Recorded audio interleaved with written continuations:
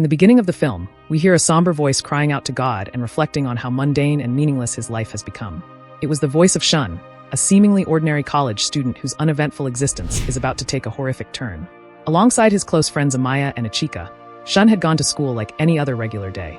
But that ordinary day quickly turns into chaos. Shun and his classmates are suddenly locked inside their classroom, and on the teacher's desk sits a strange Daruma doll that is anything but harmless. Without warning, the doll springs to life, initiating a twisted version of the childhood game Daruma-san Gie Kuranda, which is similar to red light, green light in Squid Game. The rules are deadly. When the doll turns around after chanting, anyone caught moving is instantly executed, and their bodies immediately disintegrate into red marbles. Panic erupts as the students scramble to find a way out, and the chaos soon turns into horror when two students attempt to escape, only to be instantly killed. The classroom doors are locked, trapping everyone inside with the killer doll. As terror continues to mount, one of the students who is a gamer examines the doll and spots a message on its back. The game can only end if someone presses the button behind the doll. Desperate for survival, one student makes a mad dash to hit the button, but he is killed before getting close. That's when Shun notices something else on the doll's back. A small countdown timer ticking on the doll's back. The realization that time is running out sparks a fresh wave of frantic attempts to end the game.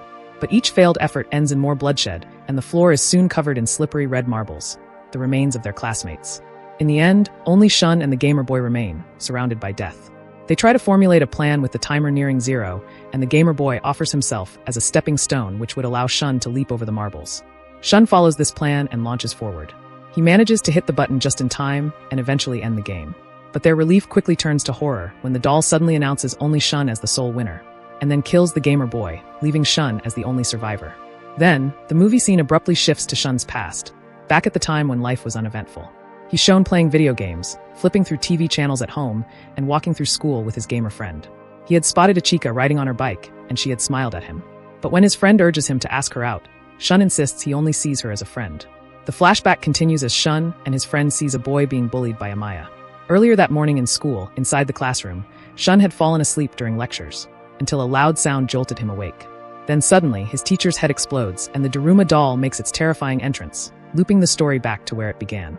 Back in reality, Shun, who has been traumatized by the experience, begins praying for his old, boring life to return.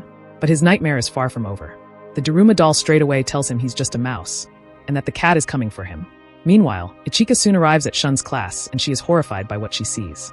When Shun asks if she knows what's going on, she says that she's just as confused as he is, and she too has just had a similar experience. When Shun and Ichika try to call the police, they discover that there's no cell signal. Panicking, they rush to escape from the school, only to discover that every exit and door is locked tight. Feeling trapped, they run toward the basketball court, hoping to find safety there. Luckily, the door was open, but instead of finding help, they stumbled upon a bizarre scene as they found students dressed in mice costumes. They eventually discover that they were all survivors from the game. As the camera zooms out, we see a chilling message written on the court. It tells them that in order to win their next game, they will have to fit the cat's bell for it to end. Immediately, the student council president orders everyone to wear the mice costumes. However, before he could force them to comply, the court floor splits open, and a massive plastic cat rises from beneath. The monstrous cat immediately begins devouring students one after another, throwing the group into chaos.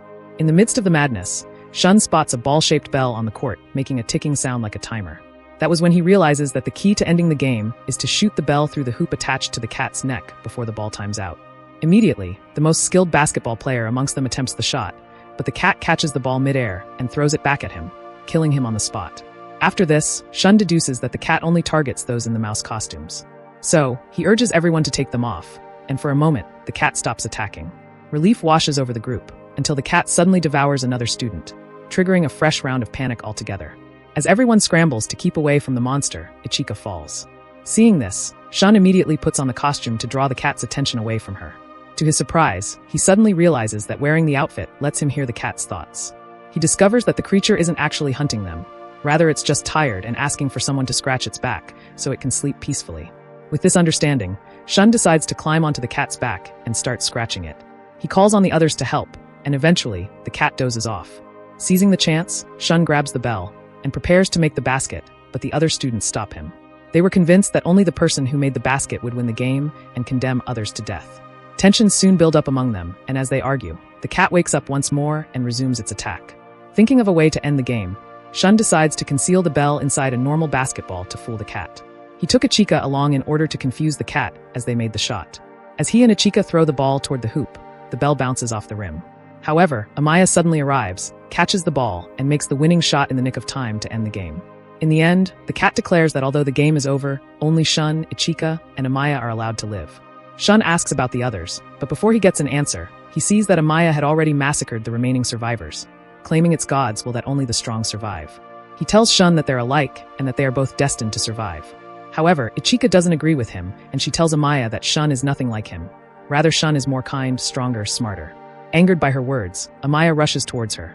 But before he can strike, the cat releases a knockout gas that renders all of them unconscious. Meanwhile, the news had already spread about the deaths occurring in various schools, and the news broadcast ties the horrifying events to a nationwide terrorist attack. Reports also break out about massive cubes hovering above cities worldwide. Although the military and police forces attempt to breach them, all entrances are sealed. As panic spreads, the rumor starts to spread that the survivors of the earlier mysterious incident are God's children, the only ones seemingly capable of enduring these bizarre trials. Some experts, including a university professor, label the events as the beginning of an alien invasion which will target humanity itself. Meanwhile, a homeless man who was walking by a group of old men listening to a broken radio stops and touches the radio, and all of a sudden it begins to work. This left the men in total wonder. Back inside one of the floating cubes, Shun regains consciousness. He soon discovers that he is not alone. Among the other trapped survivors, he sees Takumi, his childhood friend, alongside a frightened schoolgirl named Tiara and an arrogant student named Tauka. Shun is devastated once he realizes that he has just entered another game. He tries to escape, but just like the previous games, all exits are sealed shut and there's no way out. That's when Tauka speaks up and tells them that this room is another challenge, and survival depends on winning the next game. However, he believes that his intelligence will guarantee their victory. Suddenly, a screen flickers to life and announces the rules of their next game. The players must find hidden keys to escape the cube. Then, 4 floating Kokeshi dolls enter the room with eerily cheerfulness as they explain the game that each player will be blindfolded while the dolls circle and sing. When the song stops, the player must guess which doll is behind them. A wrong answer means instant death. But if they guess correctly, one doll will explode, and a key to the next level will be revealed. The ever-arrogant and overconfident Tauka steps up first. However, he fails and he is instantly eliminated. Tiara is next, and she meets the same tragic fate. The dolls then approach Takumi, but before she can move, Shun steps in front of her and offers himself for the next round. Fortunately, he guesses the answer correctly, leaving the dolls in shock. Shun then revealed that he had secretly used his phone to record the dolls' voices earlier. So he had analyzed the voices and matched the correct doll behind him, outsmarting the game. In the end, one of the dolls explodes and leaves the key behind. With the key in hand, Shun and Takumi leave the room and enter the next level. Suddenly, they spot a young boy being chased by a twisted, bizarre-looking doll. The terrified boy runs to them and begs for help. He claims the dolls can't harm those physically connected by friendship.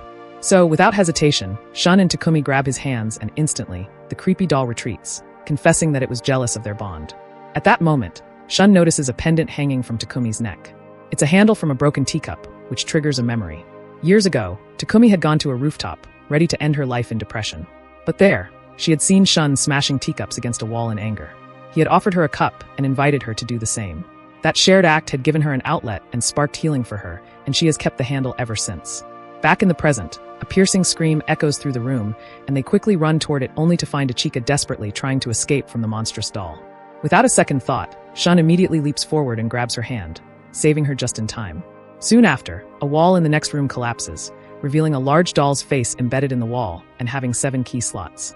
As Shun's group approaches, they find 2 more contestants already inside the room, and after counting their keys, they realize they only have 4. Just then, Amaya steps into the room with 3 more keys.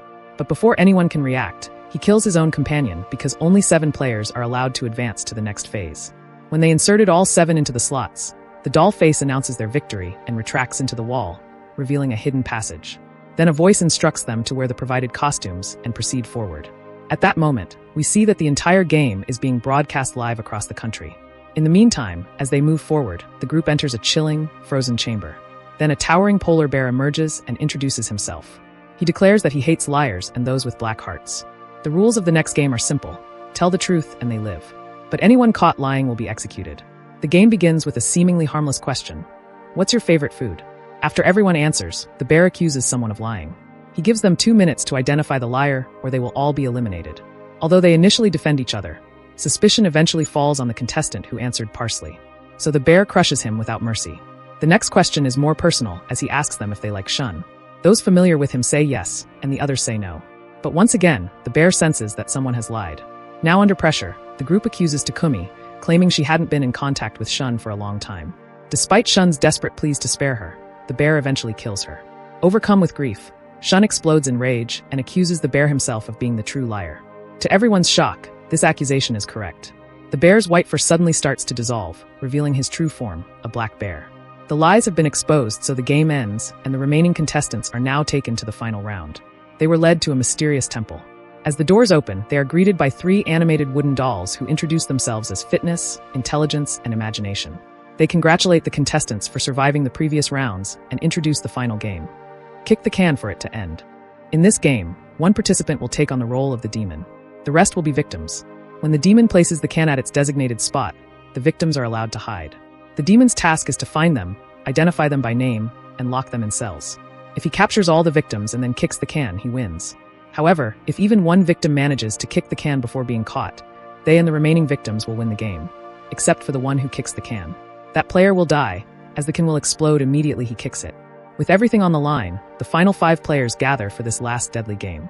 Each of them draws a stick, and the one with the red tip takes on the role of the demon. Amaya ends up with the red stick, and he immediately sets the can on the ground and begins hunting down the others. The other 2 students are quickly captured, and in a desperate act to spare Shun, Ichika sacrifices herself to distract Amaya, allowing Shun to escape. So, Amaya imprisons Ichika and the other 2 as he boldly declares that he doesn't even need to catch Shun to win. However, Shun figures out a plan.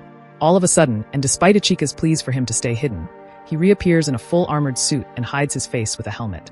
He confidently taunts Amaya, saying he can't be caught if his face isn't seen. Amused by his logic, Amaya pulls off Shun's helmet and then moves away to kick the can, believing victory is now his. But in a shocking twist, he finds himself trapped as Shun has attached an iron chain to him, tying him to the armored suit. Shun suddenly throws himself into the water, thereby pulling Amaya down with him. As Amaya scrambles to the edge, he manages to catch himself and starts to fight to pull Shun out. But he soon finds that it is a trick by Shun, who has already freed himself from the heavy armor and is now moving toward the can. In a final desperate move, Amaya manages to free himself and runs to stop Shun, but Shun reaches it first and kicks it. They both brace for an explosion, but nothing happens. The game is over, and the dolls announce that everyone except Amaya is a winner. As for the supposed explosion, it was just a psychological ruse to intensify the stakes of the game. Amaya was enraged at the dolls as he claimed that he was chosen by God. The dolls laugh at him and eventually reveal that no one was ever meant to die in this phase, and that the entire event was orchestrated for tension and drama. Then across the wall, fireworks erupt and light up the sky in celebration, and the survivors are given ice cream as a reward for their success. Shun seizes the moment to confess his feelings to Ichika and tells her of his intentions to take her on a date. However, as they savor their popsicles, they notice something on the sticks. Then, the final twist hits them as the dolls reveal that their survival ultimately comes down to luck. Shun and Amaya's sticks read, "You live," while the others, including Ichika, read, "You die." And just like that, the 3 are executed instantly and Ichika disappears right before Shun's eyes. Despite the anger and pain he felt, Shun and Amaya exit the mysterious cube to a roaring crowd, as the people watching hail them as God's children. Although Amaya is ecstatic, Shun is devastated as he collapses in grief and declares that there is no God. However, one of the dolls leans in and whispers that God does exist, and as the film ends, we see that the homeless man shown earlier was God all along. And that's the story of the movie, As the Gods Will. If you enjoyed this recap, don't forget to hit that like button, subscribe to the channel, and drop a comment telling us what you would have done differently. Until next time, stay safe.